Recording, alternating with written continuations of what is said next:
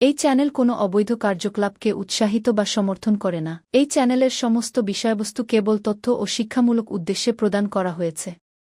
যদা যদা হি ধর্মস্য গ্লানির্ভবতি ভারত অভ্যুত্থানমধর্মস্য তদাত্মানং সৃজামি। পরিত্রাণায় সাধুনাং বিনাশায় চ দুষ্কৃতং ধর্ম সংস্থাপনার্থায় সম্ভবামি যুগে যুগে। নমস্কার বন্ধুরা, জ্যোতিষী এবং তন্ত্রবিদ শান্তনু বন্দ্যোপাধ্যায়ের অডিও ইউটিউব চ্যানেলে আপনাদের স্বাগত জানাই।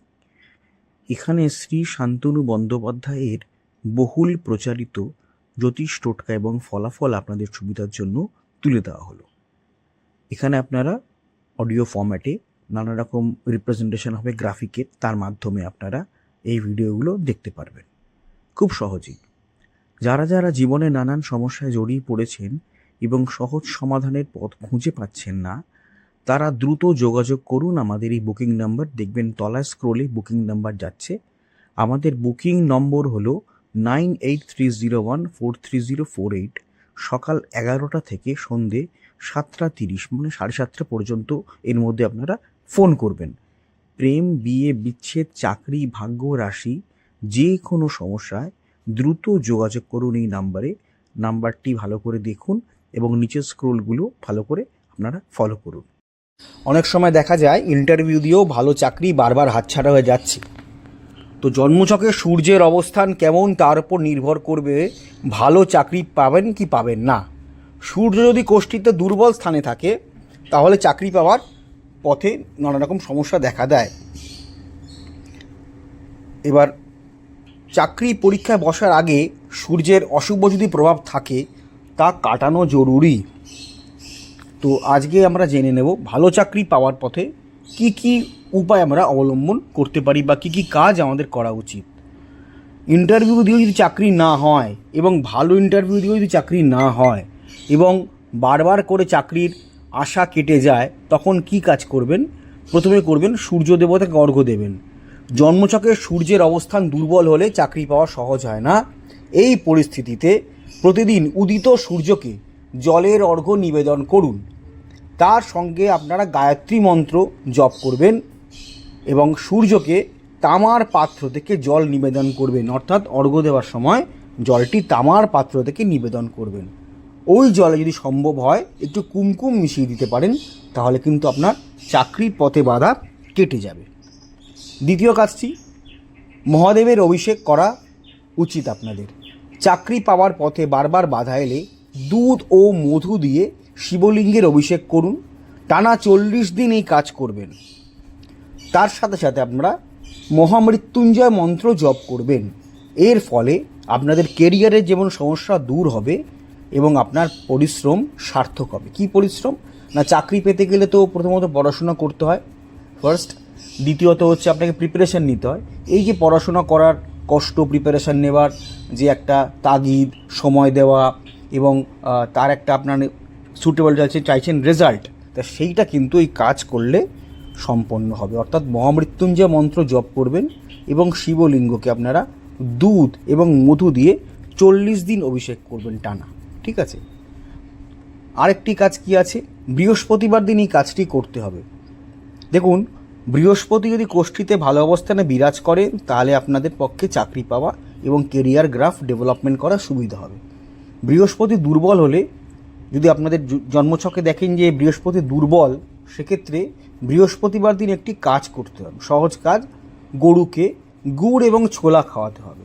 আপনারা শুধুমাত্র বৃহস্পতিবার দিনই কাজটি করবেন। গরুকে বা গোমাতাকে গুড় এবং ছোলা খাওয়াবেন। এর ফলে শুভ ফল লাভ হবে।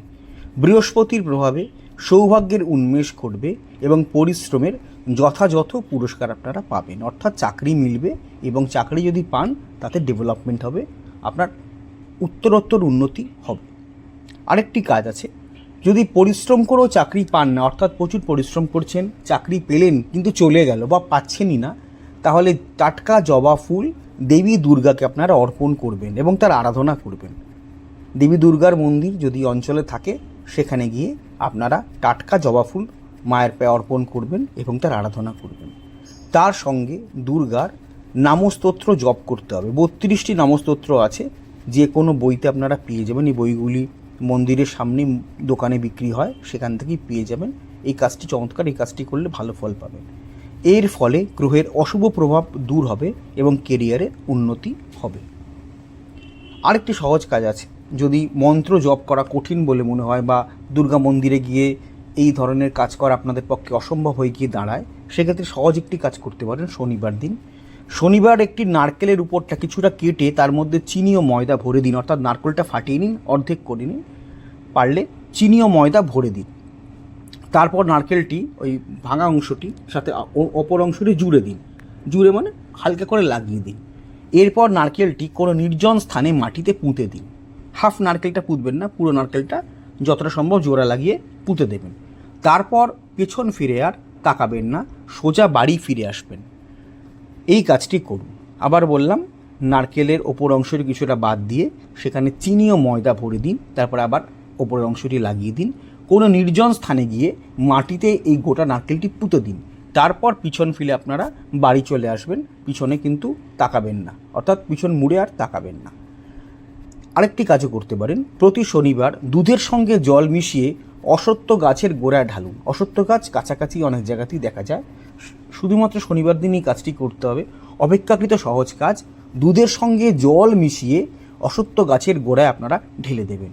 এর ফলে কর্মক্ষেত্রের বাধা দূর হবে, চাকরি পাওয়ার পথে বাধা দূর হবে এবং আপনার চাকরিতে অগ্রগতি হবে এবং সুখ সমৃদ্ধি আপনারা লাভ করতে পারবেন। এই কাজটি সহজ কাজ, শনিবার দিনে নারকেলের টোটকাটি সহজ কাজ। আর তার আরেকটি কাজ বললাম, দুধের সঙ্গে জল মিশিয়ে অশ্বত্থ গাছের গোড়ায় ঢালুন। এই কাজটি কিন্তু প্রতি শনিবার করবেন, যতদিন না আপনারা মানে অভীষ্ট ফল লাভ করছেন আর কি। আরেকটি সহজ কাজ যেটি বললাম, যে প্রতি বৃহস্পতিবার গরুকে গুড় এবং ছোলা আপনারা দেবেন, তার ফলে কিন্তু আপনাদের ডেভেলপমেন্ট হবে। আর সহজ কাজগুলি আমি একবার বলে দিচ্ছি। এছাড়া দুধ এবং মধু দিয়ে মহাদেবের মানে শিবলিঙ্গের অভিষেক করতেই পারেন। টানা 40 দিনই কাজটি করবেন। অনেকের বাড়িতেই শিবলিঙ্গ থাকে, তো কাজটা করতে আপনাদের কোনো অসুবিধা আশা করি হওয়ার কথা নয়। আর প্রতিদিন উদিত সূর্যকে আপনারা জলের অর্ঘ্য নিবেদন করবেন, তার সঙ্গে গায়ত্রী মন্ত্র জপ করবেন। গায়ত্রী মন্ত্র আপনারা সবাই জানেন, না জানা থাকলে সামান্য বই কিনে পড়ে ফেলতে পারেন অথবা ইউটিউবে দেখে নিতে পারেন, সেখানে আপনারা পেয়ে যাবেন। আপনারা অতি অবশ্যই কদিনের মধ্যেই চলে আসছে, অ্যামাজনে পেয়ে যাবেন শোধন দ্রব্য।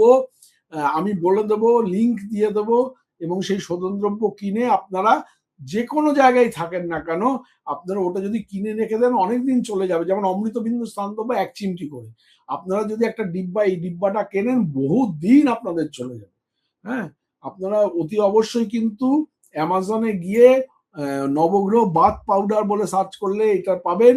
আর তারপর শোধন দ্রব্য আমি যখন করে দেবো, আমি বলে দেবো ইন্ডিয়া মার্টেও পাবেন, ইন্ডিয়া মার্টেও পাবেন। আমার যে আরেকটা নিজস্ব ওয়েবসাইট ananddarshan.com, সেখানেও আপনারা পাবেন। আচ্ছা, একটা কথা আপনাদের বলি, সেটা হচ্ছে অডিও ট্র্যাক। আপনারা হয়তো আমার ভিডিওটা চালালেন এবং দেখলেন যে প্রথম থেকে সেটা ইংলিশে হচ্ছে। মুশকিল, শান্তনু ইংলিশে বলতে শুরু করছেন। না না, ব্যাপারটা তা নয়। 3টে ল্যাঙ্গুয়েজে আমাদের ভিডিওটা সেট হয়ে যায়। অনেক সময় দেখা যায় হিন্দিতে আরম্ভ হয়ে যাচ্ছে, অনেক সময় দেখা যায় বাংলাতেই যা চলছে, আবার অনেক সময় দেখা যায় ইংলিশে চলছে। তো এটা যখন আপনারা চলবে, তখন আপনারা কি করবেন? কিচ্ছু না, ভিডিওর যেটা চলছে তার ঠিক ডান দিকে দেখুন কোনায় একটা চাকার মতো একটা সাইন আছে, একটু ক্লিক করলে দেখতে পান চাকার মতো সাইন আছে।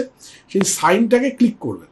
ক্লিক করার পরে দেখবেন নিচে অডিও ট্র্যাক বলে একটা লেখা দেখাচ্ছে। ওই যে বারটা আসবে, বারের নিচে অডিও ট্র্যাক আছে, ওই অডিও ট্র্যাকটা ক্লিক করবেন। ক্লিক করলেই দেখবেন ওখানে বেঙ্গলি অরিজিনাল দেখাবে, যেখানে হয়তো হিন্দিতে চলছে, হিন্দি নিচে রয়েছে, কিন্তু বেঙ্গলি অরিজিনালে আপনারা ক্লিক করে দেবেন। যদি বেঙ্গলি অরিজিনালে ক্লিক করে দেন, তাহলে কিন্তু আপনারা বাংলাতেই আবার আমার কথাটা শুনতে শুরু করবেন। হ্যাঁ, সুতরাং চিন্তা করার কোনো কিছু নেই। এই যে আমি স্ক্রিনে দেখিয়ে দিলাম, এইভাবে আপনারা অডিও ট্র্যাকটাকে জাস্ট চেঞ্জ করে নেবেন। হ্যাঁ, অডিও ট্র্যাকটা চেঞ্জ করলে আপনারা আবার পুনরায় আপনারা বাংলায় বা ইংলিশে বা হিন্দি থেকে আপনারা বাংলায় ফিরে আসতে পারবেন। যাই হোক।